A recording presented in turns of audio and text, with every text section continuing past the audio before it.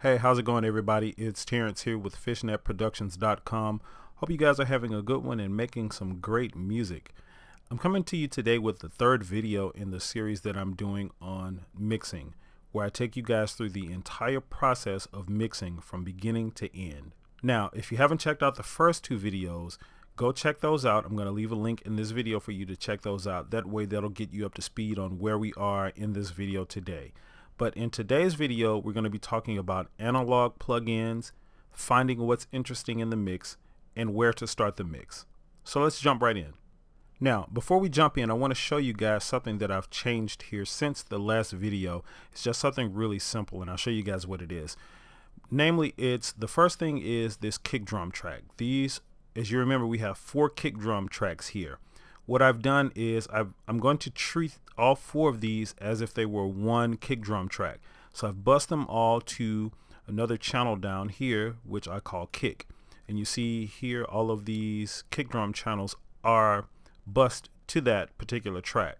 The reason I've done that again is because I just want to save some CPU. It's not really necessary to, EQ and compress all of these separately. Now, if I do find some issues as we're going along that I need to rebalance these or something like that, I can still always come back and do it. But just off top, I'm going to treat these as if they were one kick drum channel. Now, also, I've done the same exact thing with the djembe. Now, this particular track, as you remember, was simply a top and a bottom. So you have a top and a bottom here. And really, that's just one instrument. It's just kind of like a snare top and bottom. Of course, this is a darker instrument than a snare is. So again, I'm just going to treat it like it's a singular instrument, and I'm going to apply the processing to this one channel down here instead of doing it this way.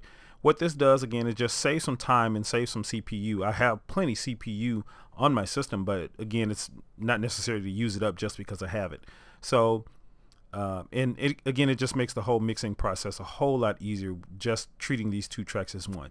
Those are the only 2 things that I've changed since the last video in this mix. All right, now I want to start off by talking a little bit about analog modeled plugins. I know a lot of you guys are using these analog plugins, and they are great. They're excellent tools. I actually have fallen in love with a few of them myself. However, they all fall in the category of a tool, and I'm a strong advocate of only using tools when necessary or when they give some sort of benefit to your mix in some sort of way. So what I've done here is what I'm using here is the Slate Digital virtual mix rack. I have it on the SSL 4G channel, and I've put this mix rack, the channel setting, across all of the channels in this mix. Now, the only one that I've used the mix bus on is the 2 bus in this mix. I don't usually put this virtual mix bus on the subgroups here. I know that a lot of people have questions about that, and I may do a video on that later, but in this video I just want to show you what I'm doing here. So again, I don't have this mix bus on all of the subgroups. It's just on the 2 bus here in this mix. And again, this channel setting is across all of the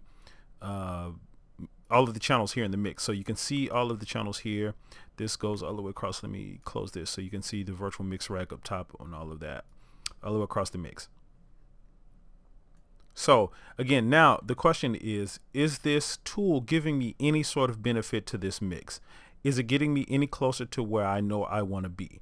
The reason that I've chosen this particular setting on this channel setting here, I could have used either of these. I chose this 4G setting because it got me closer to what I was trying to get in my reference mix. You remember in the second video we talked about reference mixes. So that's what I'm trying to get close to. What this did, and I'll let you guys listen to A and B it real quick for you guys to hear.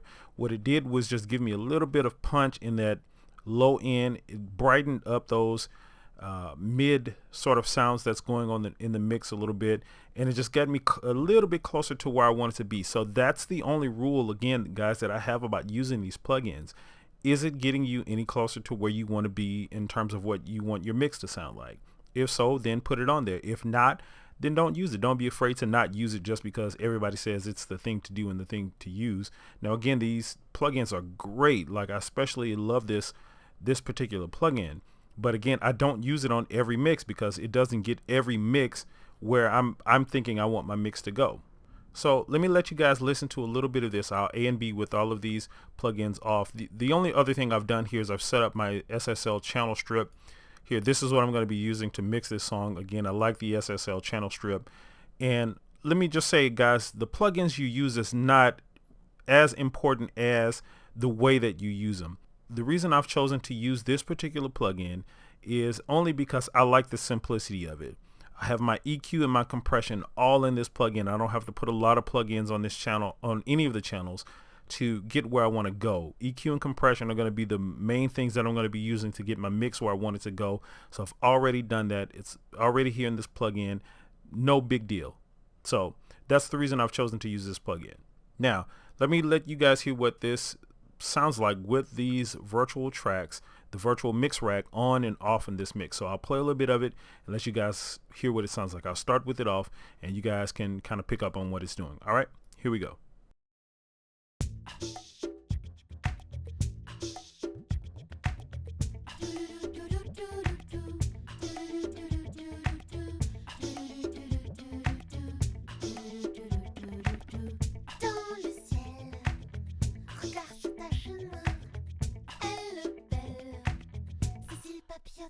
Pour toi, elle est charmante, elle aime le cinéma, séduisante, et puis qu'elle meurt, elle veut encore. Okay, so you can hear the subtle changes in there. You got a little bit more punch, a little bit more tightness in that kick drum and stuff that's coming out. The shaker kind of got a little bit more up front and more present in the mix, so you can tell it's sort of a mid-range boost or something going on there. And again, it just got me just slightly closer to where I want this mix to be. You remember, we wanted to brighten this mix up a bit anyway from what we were going for in our reference mixes. We were trying to make this sound like the closer to the Meghan Trainor song, all about that bass. So this gets me just slightly closer to it, guys. So I'm going to stick with these on the track, going to leave them as they are, and I'm not going to change them. Just going to leave them there. Okay, guys, now let's jump right into this mix. Now, before we jump too far in, I want to just say a couple of things that, you know, a lot of people have questions about where to start your mix. It's really, really simple, guys. Just simply start your mix wherever you want to start it at. There's no rule. I've not seen one way work better than others.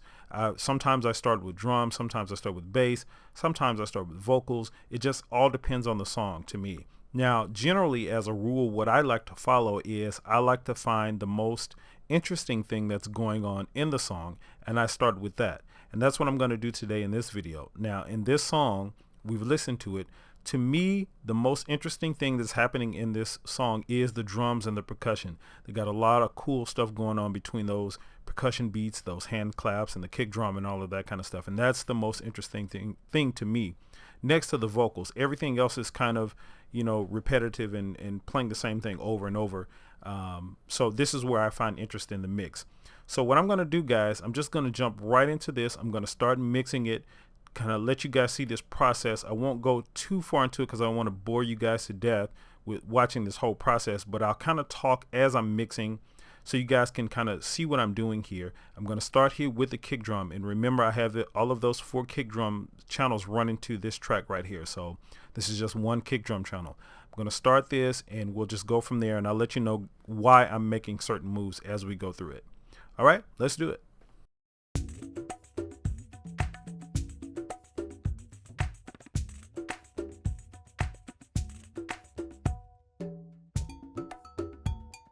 Okay, now I'm just listening to the kick drum and kind of seeing how it's interacting with the other drums that's going on there. I'm going to start sweeping around trying to find if it's clashing with any other percussion instruments in there, and find if there's anything that's just any of those frequencies that are just annoying or anything like that. And generally I start the kick drum with the low mid frequencies. So let's do that.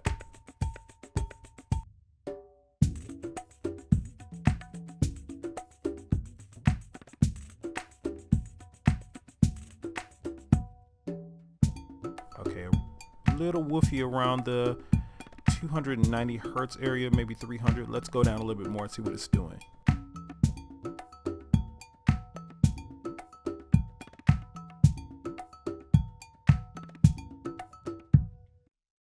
Yeah, a little woofy around that, or a little bit more woofy around that 220 hertz. Now, generally, this is the area I don't like to take too much out of, because this is where those frequencies, those low frequencies, are going to show up on those laptop speakers and earbud, like iPod earbud speakers and stuff like that. So I don't like to mess with this or take too much of it out. So I'm going to go back up closer, maybe somewhere in between the 220 and 290. So let's just do, let's say 260. And let me pull out a little bit of that. The only thing I'm going to do is pull out maybe about 4 dB. See what that sounds like, and I'll kind of A and B it.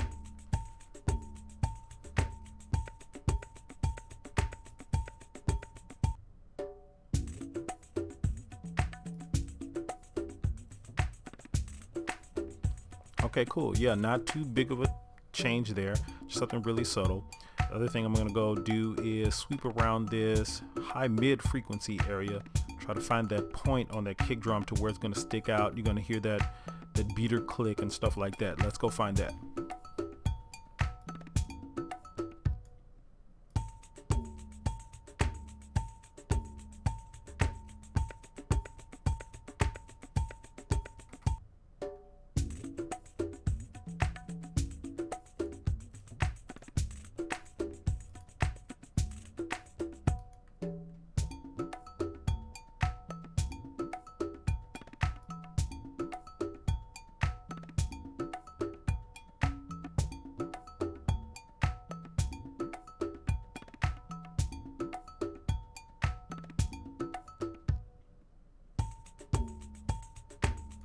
Hearing it a little bit right there. There's not a lot of high end in this kick drum at all.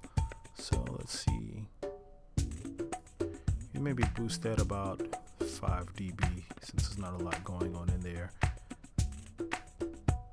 Let's give it a little bit more presence with the high frequency. So let's go here. Let's see what's happening.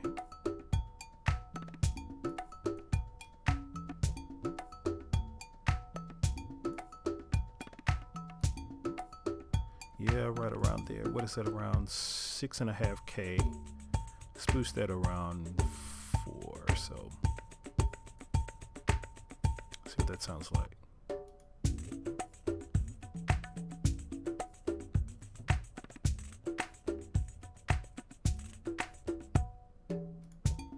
Yeah, a little bit better sounding kick drum. Okay, now let's go to the low frequencies and boost that a little bit. Now, this is a pop song. It's not a hip hop song, so I don't want to do too much low end, but I do want that kick drum to be nice and strong. So let's go boost that.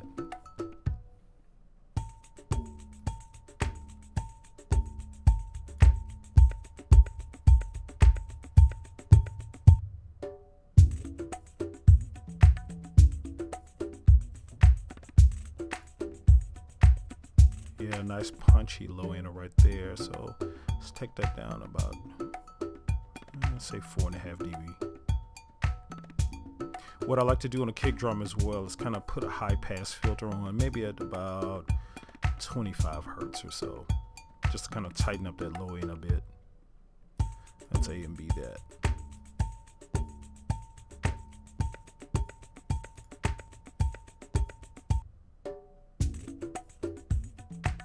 Yeah, definitely better sounding kick drum. Now let's get a little compression going there. What I'm going to set this compressor to is I'm going to leave it on a slow attack, go to a faster release, take it up to about 4:1 compression and see what that does. And let's dial in the threshold. Let's see, get some compression going and see what it sounds like.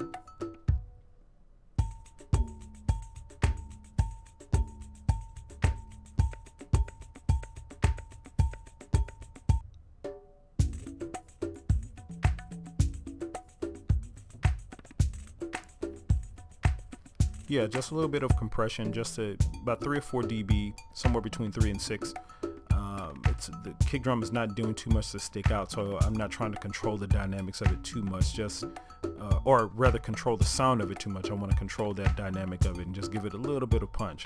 So let's see what that's doing, and let's A and B it.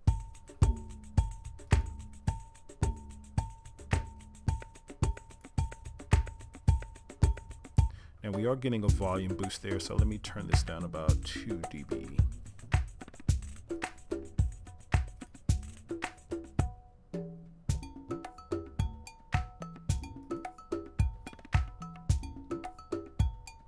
a lot better sounding kick drum. Let's solo that and see so you guys can hear what that's doing.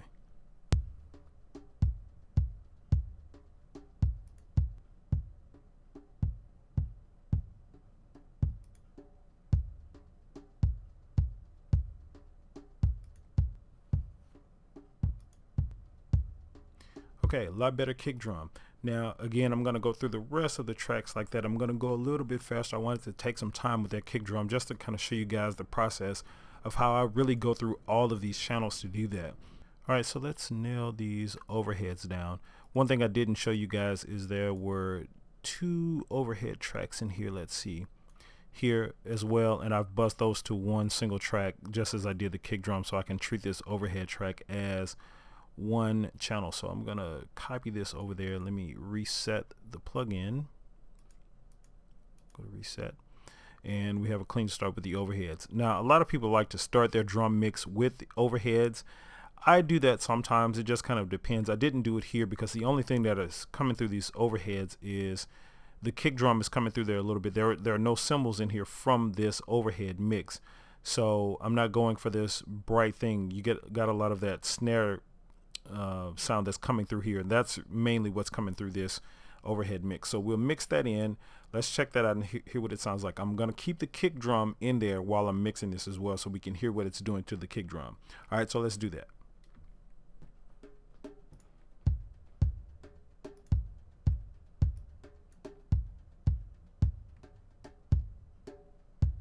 Just listening and seeing what's happening. So definitely not a lot of low end in this. So let's go ahead and high pass that up to about, let's say 115 hertz.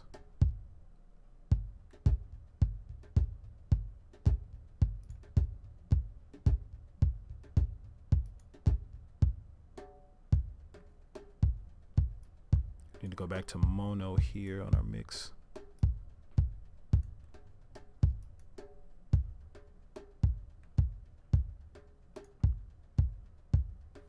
Okay, cool.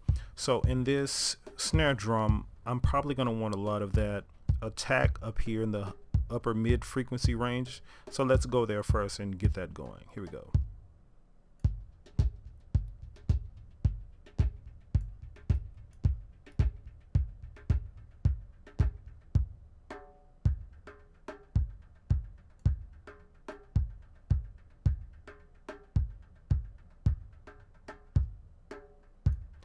Yeah, I like that finger sound that I'm getting from the fingers hitting the snare drum up in here. So let's boost that, let's say 4 dB. And as you'll notice, guys, I'm not really doing huge moves here, just 3, 4, maybe 5 dB here and there. And it's really as simple as that. A lot of mixes you'll find that'll be this simple. All you have to do is do just some sweeping and some subtle boosting or cutting here or there.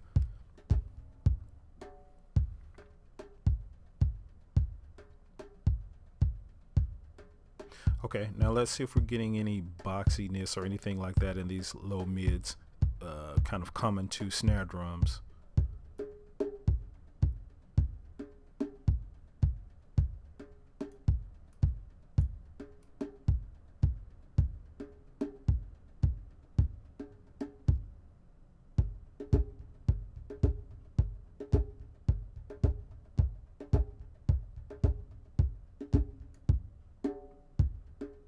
Little bit right there, but I actually like it, so I'm not gonna take, let's just take out 2 dB so we can keep it in there and but not have it overbearing at the same time.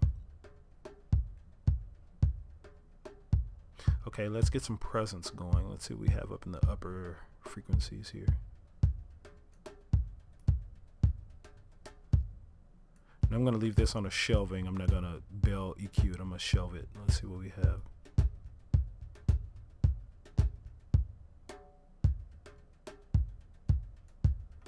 Yeah, I brought a little bit more presence. Let's bring it down again to about 4 dB, maybe 4.5. Not really necessary to do anything to the low end, but let's check it out just in case. Usually these snare drums kind of sound good around 160 or so. Let's see what's happening.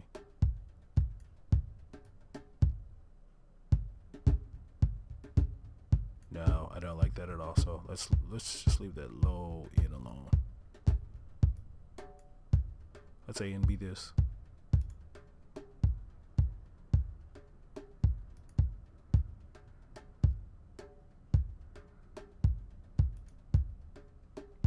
Okay, I like it. Let's do the same thing with compression. I usually start with about 4-to-1. Slow attack, fast release.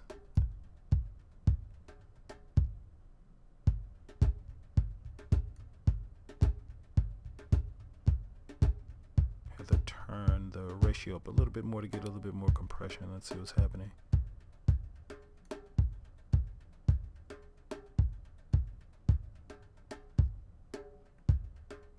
Perfect. It's only kicking in. You'll see we're on those hard hits.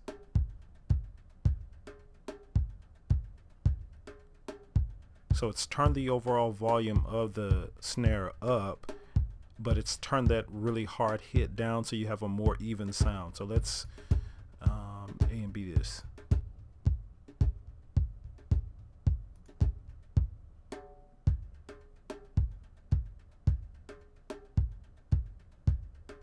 Now that more closely matches the volume of the kick drum too, so I'm not gonna do any gain reduction there.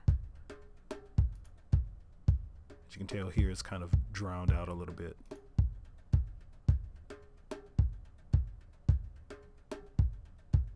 Let's do that in context with the mix. Let's see. Toi tu vaux rien, tu es bête, t'es bête, tu ignores ta couchette. Elle se tient, tu la tiens, par la percussion. Elle est That's A and B, what we did with this kick drum and overhead. cinéma, séduisante. Elle dit qu'elle meurt, elle veut encore mouche. Qui colle dans tes cheveux, rayon quand elle te voit. Sûrement, un jour tu verras la mouche qui sortira. Really good, guys. Listen to the punch that we're getting in the mix now from that low end. Toi tu vaux rien, tu es bête, t'es bête, tu ignores ta couchette. Elle se tient, tu la tiens, par la percussion. Elle est charmante. Really nice. Simple as that. Let's move on. Now check this out, guys. One thing I just noticed that I didn't notice initially is that this djembe instrument and this overhead, these overheads are playing the exact same thing. Check this out.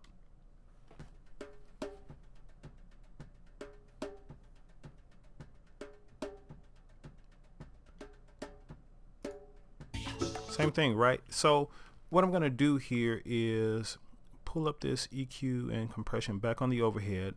Let's pull it up on the djembe. And let's make sure, let's just do some opposite processing here so we make sure these two instruments aren't clashing. Again, I'll start with kind of high pass filtering it up to, I always like to start around 110 or so. So let's start there. Also, we've done a boost here. Let's listen to this in solo, or listen to them together and see what we have, and then I'll mute one and then mute the other. All right, check it out.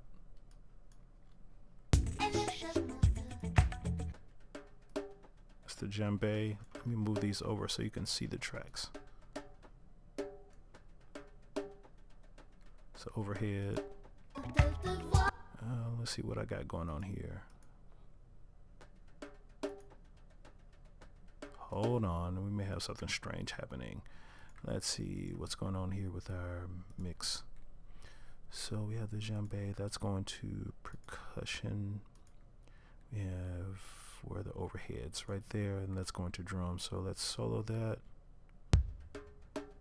Okay, solo the djembe.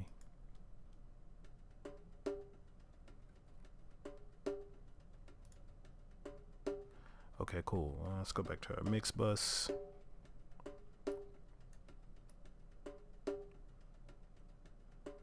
Okay, yeah, they're playing the same thing. Okay, so let's open those overheads back up. Okay, cool. All right, yeah, let's get that opposite processing going.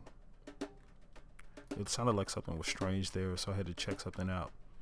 Okay. So again, just high pass filter there.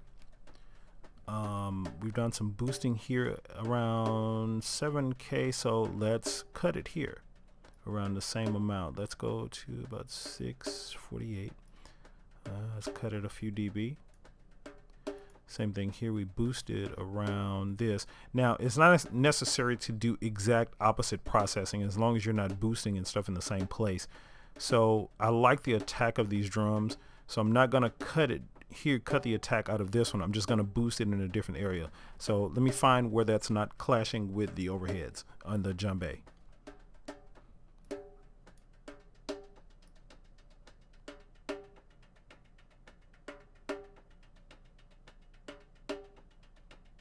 Yeah, around the 2.25 kilohertz. Boost just slightly. Let me pull the Q down a little bit so it's not clashing with this one, and I'm gonna pull this one down just a hair or two. So we boosted about 3 dB there. Let's see what's happening in the boxy area. Really boxy.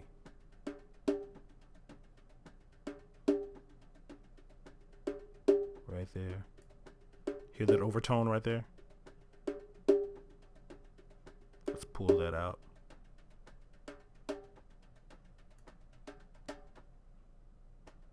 See what we can do with low end on this one, if anything.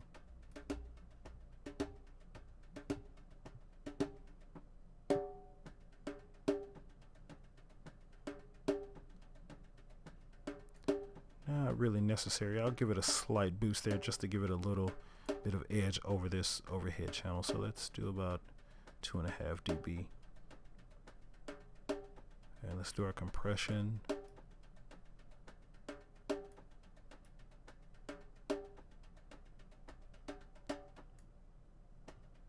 Same thing here, we have to turn the ratio up a little bit to get some compression going.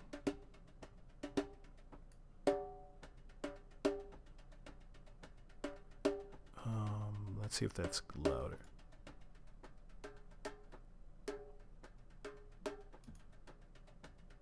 Cool, so you see what we have here, some opposites going on. Now listen to this overhead.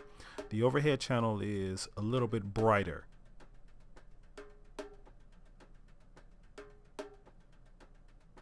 Now bring this djembe in, you'll hear it get a little bit darker.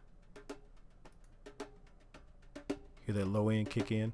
So perfect, they're working in tandem with each other. So I get my high end from it here and a little bit more low end here. Let's put the kick in. See where we are so far.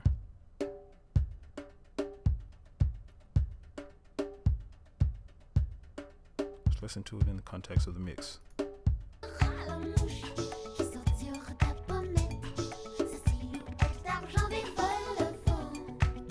I'll A and B these.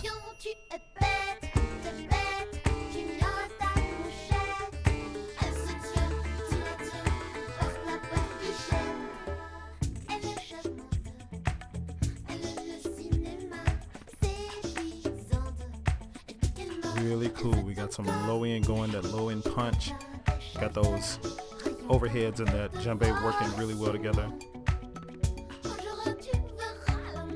Now here, I'm going to stop and I'm going to open up this back to stereo. You remember, you guys, I told you in the first video or the second video that mixing in mono for long periods of time can probably give you a false sense of space once you open it up in mono. So I don't stay in mono for extended periods of time. I may mix 2 or 3 tracks and then open it back up. So let's hear what these tracks now sound like in stereo by themselves.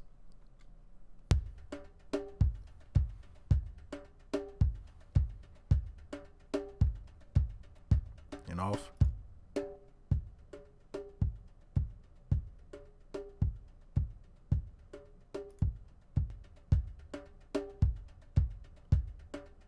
Really cool. And I know we got some volume boost there, so I don't want you guys to be fooled by the volume boost, but it did give me the more balanced thing that I was going for with these particular tracks.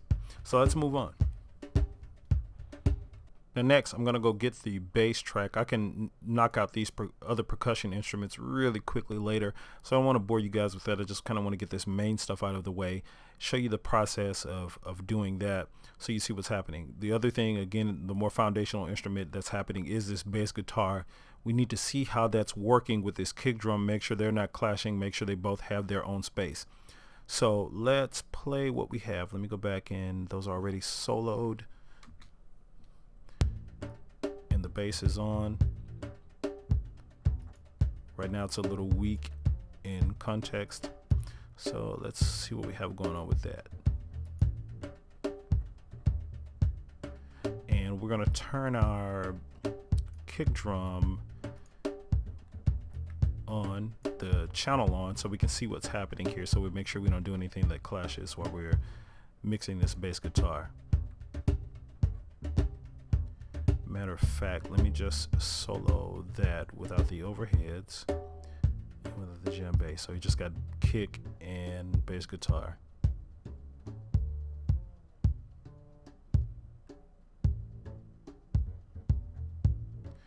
Now this bass sounds like sort of an upright bass, so it's not going to be really boomy.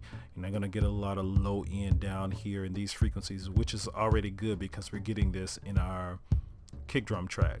So let's see first where the low end is kicking in with this track.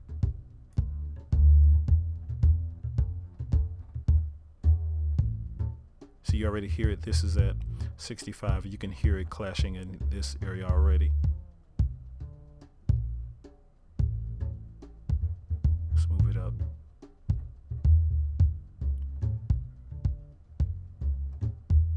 Really kind of boomy in that area. Around 75-80 hertz or so is the principal notes on a bass guitar, so that's why I usually start searching at.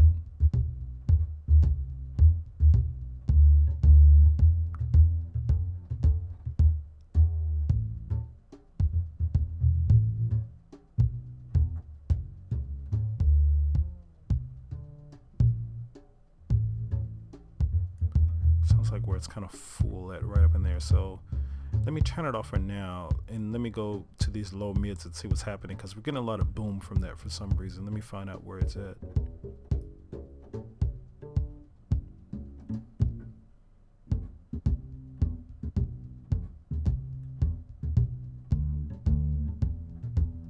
Kind of an important part of a upright bass in this area. I don't want to cut that out at all. Right now I'm just kind of seeing what's happening. So let me see. Let's leave it at that 94 hertz and let's boost it about 4.5 dB. Actually, we're going to boost this low mid too. Let's see.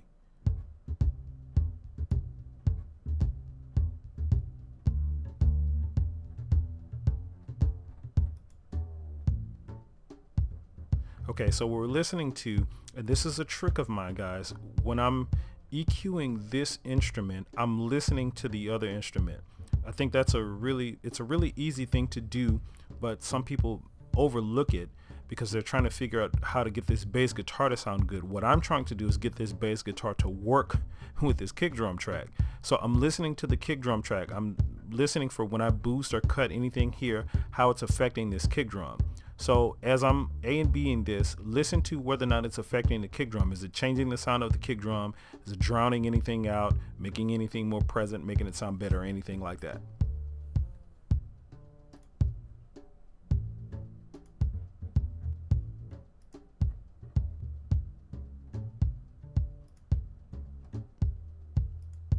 Not really messing with it, right? Okay, so let's move on. Let's get some presence going in this bass. Maybe around the 1K area. A lot of that finger noise.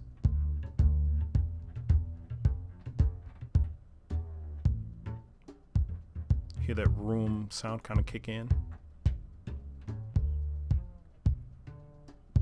I know it's kind of low, and I'm going to turn the volume up in a second. Just want to make sure I'm not getting any frequency clashes. I like a lot of presence, so let's leave that it is. Matter of fact, let's take it down to about 4, and then let's see what's happening around the 3K range.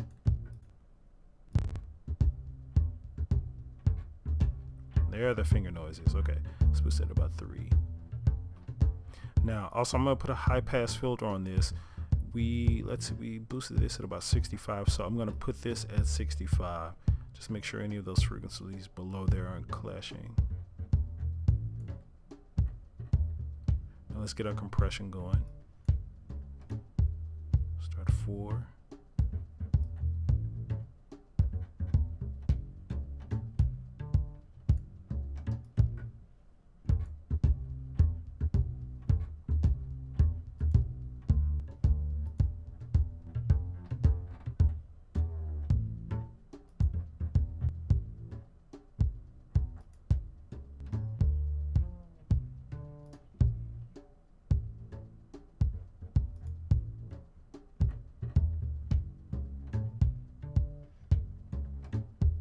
Yeah, they're pushing each other a little bit. So that's, I think that's what I want. Let's hear it in context.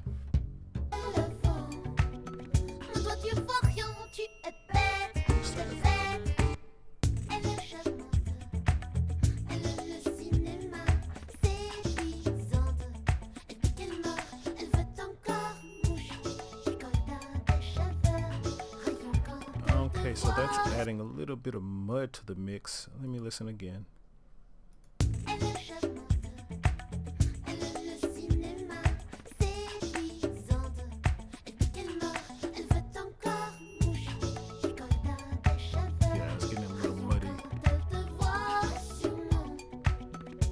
Okay, so this is the process, guys. This sometimes happens. You try something, doesn't really work. I don't want a muddy mix, and this is kind of giving me that low end boom that I wasn't looking for. So let's go back and let's start this kick, or the bass drum. I'm sorry, the bass guitar. Let's start that over. Let's see where we are and see what's happening with it. Let me solo it by itself so I can hear exactly what's going on. Let's see, where's our bass? It is here. Let's solo that and see what's going on in solo. Maybe this low mid part that we boosted kind of sounded good when it was going with the kick drum by itself, but maybe not so much now. Let me take these back down.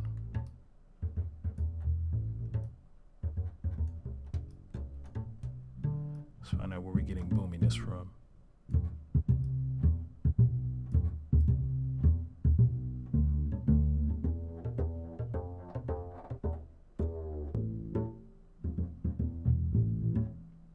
Starting getting a little boomy around there.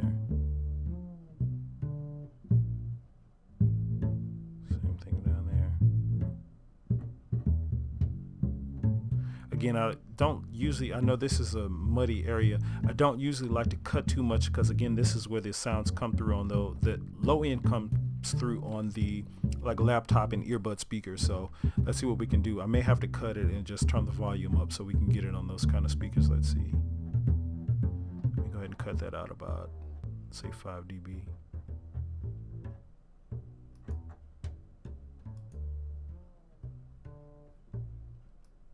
Okay, now let's get our boost going back here.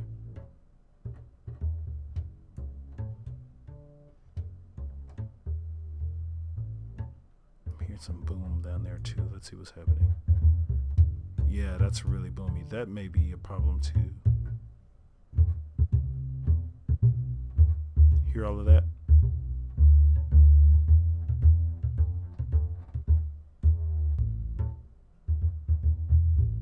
We have to go a little bit higher in the frequency. Let's try around 100, 110. That may be good because that'll kind of get us a little bit closer to the frequency of the laptop speakers. Let's stay at 5 there, and let's get our presence going back.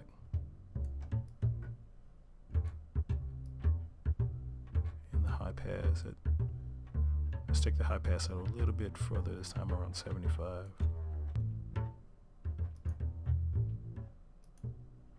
Okay, now let's hear that in context, see what we have going on.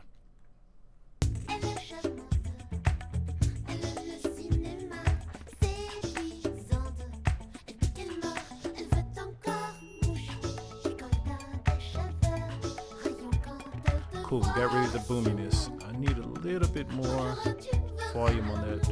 Let's see, let's boost it about 2 dB.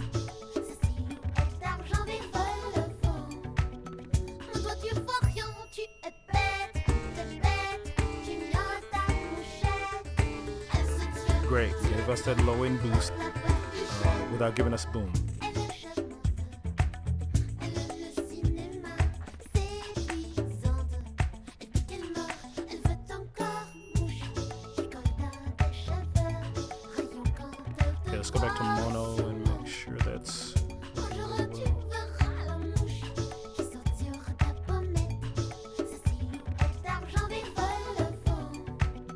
Mais toi tu vois rien, tu es bête, tu ignores ta mouchette. Elle se tient sur great. Sounds good. la percussion. Now what we want to do now is not lose perspective. So let's put this back in stereo and then let's listen again to our reference mix, because that's the key, guys. We want to stay on target with this. So here we go. See Let's see where we are in context of this. We know that shit ain't real. Come on now, make it stop. If you got beauty, just raise them up. Elle te voit sûrement. Un jour tu verras la mouche qui saute sur ta pommette. Okay, cool. We see that those upper mids in this Megan Trainor song are still sticking out, and that's where we want to get our mix to. We're just dealing with a low end right now, so we still need to get it there. What I'm going to do is go ahead and knock these rest of these percussion tracks out. All I'm going to really do is take it through the same process, probably apply some high pass filters, because there's no low end and like claps or anything like that. So I'm going to go through those and knock those out. If I do anything special, I'll tell you guys, but it's probably just going to be the exact same process in this mix. I don't want this video to get too long. We could go all day, but I want to end it here so we can jump right back into this in the same spot on the next video. So join me again in the next video where we're going to continue this mixing process. I'm going to continue taking you all the way from the beginning of this process all the way to the end throughout the videos. So make sure you tune in and listen, guys. As usual, if you have not subscribed to the channel, make sure you go do that. These videos are going to be coming out really soon, and it's a lot of great content already on the channel.